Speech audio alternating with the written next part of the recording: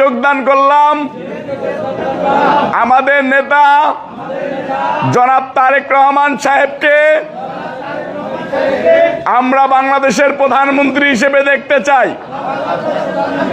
BNP বাংলাদেশের নিরাপত্তা দেওয়ার মতো একমাত্র দল। তারেক রহমান সাহেবের প্রতি আমাদের অনুরোধ, আমাদের এই মাগুরাবাসীকে, এই বান্দেপাড়াবাসীকে আপনি দেখে রাখবেন। ভাই, হিন্দু মুসলিম ভাই ভাই, ভারপ্রাপ্ত চেয়ারম্যান জনাব তারেক রহমান আপনাদের নিয়ে অনেক স্বপ্ন দেখেছেন, আপনাদের খোঁজ নিয়েছেন আমাদের কাছ থেকে, আপনারা কেমন আছেন। তার স্বপ্নের 31 দফা, তারই একটি দফার রেনমোনেশন, একটি বাগান। সে বাগান হচ্ছে বাংলাদেশ, আর এই বাংলাদেশে বাগানের গাছের ফুল আমরা সবাই। ফার্ম দিস না, দলের সিদ্ধান্তের বাইরে কোনো কিছু, এটা আমার দলের উপরে ডিপেন্ড করে, দলের সিদ্ধান্তের উপরে ডিপেন্ড করে। আপনি কি কোনো আসন থেকে নির্বাচন করবেন? অবশ্যই আশাবাদী, কিন্তু দলের উপরে ডিপেন্ড করে। আচ্ছা, ঠিক আছে। মা দুর্গা 2023 সালে 10 হাত নিয়ে আসছিল এই দেশের শান্তির জন্য। সেই জন্য 1 বছর উত্তীর্ণ হওয়ার আগেই 5 আগস্ট 2024 সালে এই দেশের মানুষকে অন্যায় অত্যাচার থেকে বিতাড়িত করে একটা সুন্দর পরিবেশ সৃষ্টি করেছে। সেই জন্য আমরা মা দুর্গার কাছে চিরঋণী থাকলাম। এটা কোনো কথা? এটা কেমন একটা অসভ্যতা বলেন দেখি। শহীদ রাষ্ট্রপতি জিয়া রহমানের নাম নিলে প্রতিদিন ব্যস্ত নিচ্ছি, আমি বিশ্বাস করি। বোকাচোদা কয় কি?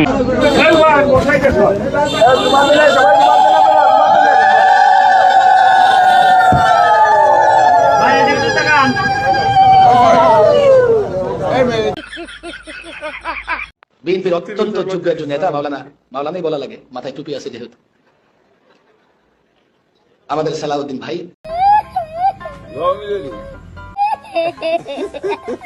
আর জামায়াতের এমন কোন লোক নাই যে ফকিন্নি রাস্তাতে উঠেছে, বস্তিতে উঠেছে।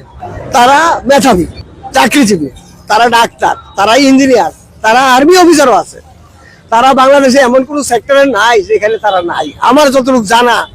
সঠিক বলেছেন, আপনার বুদ্ধি ভালো। আমি নির্বাচন করতে চাই মাগুরা 2 আসন থেকে।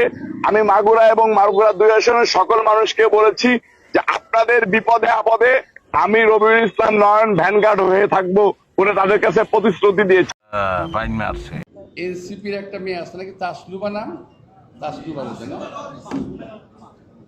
সে তাসলুবা উমামা কি যাই হোক, হ্যাঁ মেয়েটা পদত্যাগ করেছে এনসিপি থেকে। কেন? সে একটা কথা বলেছে, মানুষের সঙ্গে প্রতারণা করা হয়েছে। এর ব্যাখ্যা আমি যাবো না, ব্যাখ্যা কি সাক্ষ্য প্রমাণ আছে তোমার কাছে? সেই বিশেষ ইসলামপন্থী দলটির যারা একসময় হয়তো ছাত্র জীবনে শিবির করেছেন, তারা ক্যাডার সার্ভিসে চান্স পেয়েছেন, কিন্তু তারপরেও যদি তারা শিবিরেরই ক্যাডার থেকে যান, তাহলে এই রাষ্ট্রটি একটি ফাংশনাল রাষ্ট্র হবে না। 5 আগস্টের পরে অলি গলি চিপা চাপা যত আছে, আগে আওয়ামী লীগকে চাঁদা দেওয়া লাগতো 200, এখন অলি গলিতে বিএনপি কে চাঁদা দেওয়া লাগে 600। কয় গুণ বাড়ছে? 4 গুণ। ধর্ম যার যার, উৎসব সবার। এই মানুষ আমাদের, আপনাদের পাশে আছি, সবসময় থাকবো। চাই আমার নেতা তারেক রহমান ওই বাংলাদেশ চাই। আগামীর বাংলাদেশ হবে মানবিক বাংলাদেশ, আগামীর বাংলাদেশ হবে বৈষম্যবিহীন বাংলাদেশ, আগামী বাংলাদেশ হবে অসুর বধ করে মা দুর্গার যে আশীর্বাদ, সে আশীর্বাদের বাংলাদেশ। ফলে ফুলে স্বাস্থ্যে আমরা ভালো থাকবো, দেবীর কাছে এটাই হবে এবার আমাদের প্রার্থনা। আজ প্রথমবার কইছস, তাই মাফ করে দিলাম। ধন্যবাদ। কিন্তু একটা কথা শোনেন, যে নেতার নামে স্লোগান দেবেন সেই নেতার মাইনাস হবে। কোন নেতাদের না, যে নেতার নামে স্লোগান হবে তার মাস কাটা যাবে। উনি নেতা মানে এটা কোনো কথা? হযরত ফখরুল ইসলামের বাবার নাম মির্জা রুহুল, এবং সে কুখ্যাত রাজাকার ছিল। তো এই রাজাকাররা এখন 52 বছরে কইবে আমিও মুক্তিযোদ্ধা, এই ধরনের কিছু কাজ হয়। তো এরা মিথ্যা কথা কি ক্লিয়ার না ভেজাল আছে? ক্লিয়ার। নির্বাচিত সরকারের চাইতে শক্তিশালী কোন সরকার হতে পারে না। বিএনপি মানুষকে যেন মানুষ ভালোবাসে। প্লিজ প্লিজ, বক্তা যদি শ্রোতার সঙ্গে আই কন্ট্যাক্ট করতে না পারে তার বক্তৃতা হয় না। আগে শোনেন এক বাইঞ্চতের কথা, আনিস আলমগীর। বাংলাদেশে কেউ আওয়ামী লীগের হয়ে কথা কইতে পারে এইভাবে, এটা অবিশ্বাস্য ছিল 5ই আগস্টে 2024-এ, কিন্তু এটা হইতেছে। সে কইতেছে বাংলাদেশের 2 কোটি আওয়ামী লীগের নাকি ঘর ছাড়া। শুনেন আপনারা, আজকে বাংলাদেশ আওয়ামী লীগের কমপক্ষে 2 কোটি লোক বাস্তুচ্যুত অবস্থায় আছে। তারা নিজের বাড়িতে থাকতে পারছে না, তারা নিজের বাড়িতে শান্তিতে ঘুমাতে পারছে না, নিজের মা বাবাকে দেখতে পাচ্ছে না। যখন তারা দেখতে যাচ্ছে তখন তাদেরকে হত্যা করা হচ্ছে। বান্দির পুত্র রোহিঙ্গারা ডিসপ্লেসড হয়েছে কত? 10 লাখ। আমাদের কাল ঘাম ছুটে গেছে তাদের একটা ফাঁকা জায়গায় অ্যাকোমোডেট করতে। সিরিয়ায় মোট ডিসপ্লেসড হয়েছে কত? এতদিন যুদ্ধ হয়েছে 1,20,00,000। এতদিনের যুদ্ধ আফগানিস্তানে কত লোক ডিসপ্লেসড হয়েছে? 1 কোটি। আর বাংলাদেশে 2 কোটি আওয়ামী লীগের ডিসপ্লেসড হয়েছে। গাঞ্জার নৌকা কি পাহাড়ে যায়? এই আনিস আলমগীর একটা আওয়ামী ফ্যাসিস্ট পান্ডা। প্রতি বছর যে এই মায়ের আগমন, সেখান থেকে শিক্ষা নিয়ে আমাদের সচেতন থাকতে হবে। আমরা বাংলাদেশে কোনো অন্যায়কে প্রশ্রয় দেব না। যেটা সত্য, যেটা ন্যায়, যেটা সুর, তার প্রতিষ্ঠা বারবার করতে হবে। এই পূজা যে শারদীয় পূজা, সেই শারদীয় পূজার মূল মন্ত্রটি কি সেটা কিন্তু আমাদের উপলব্ধি করতে হবে। কেবল আনন্দ উৎসব করলে হবে না। শারদীয় পূজার যে মূল বার্তা সেটা হচ্ছে কি, বছরে একটি বার মা আসেন। তিনি আসেন কিন্তু একটি বিশেষ উদ্দেশ্য নিয়ে। সেই উদ্দেশ্যটি কি?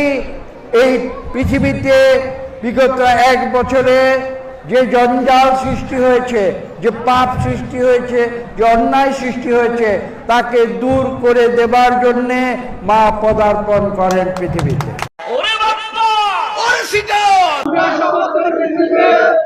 আমরা কেউ বিএনপির অঙ্গসংগঠনের কোন নেতা কর্মী চাঁদাবাজি করিব না, সন্ত্রাস করিব না, দখলবাজি করিব না। তবে বিএনপি বা যে কোনো লোক যদি সন্ত্রাস চাঁদাবাজি করতে যায়, তাকে আমরা ঐক্যবদ্ধভাবে জনগণকে প্রতিহত করব এবং আইন শৃঙ্খলা বাইরে তুলে দেব। পিয়ার নামে কোন শব্দের সাথে বাংলাদেশের জনগণ অভ্যস্ত নয়, পরিচিত নাই।